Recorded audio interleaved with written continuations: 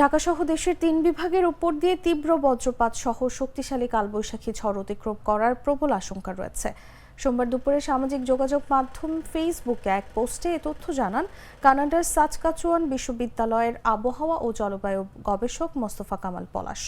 তিনি পোস্টে উল্লেখ করেন, আজ দুপুর 12টার পর থেকে সন্ধ্যা 7টার মধ্যে ঢাকা বিভাগের দক্ষিণের জেলাগুলো এবং বরিশাল ও চট্টগ্রাম বিভাগের সব জেলার উপর দিয়ে তীব্র বজ্রপাত সহ শক্তিশালী কালবৈশাখী ঝড় অতিক্রম করার আশঙ্কা করা যাচ্ছে।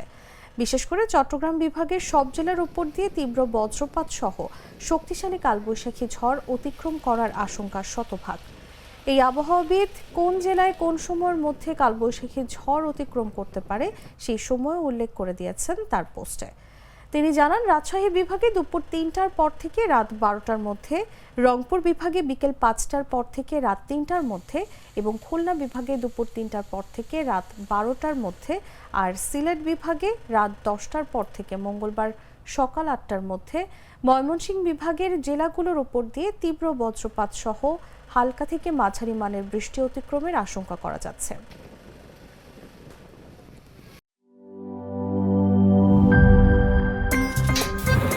আমার একটা স্মার্ট সিদ্ধান্তে 25% গ্যাসের খরচ কমেছে। ভাবছেন কিভাবে?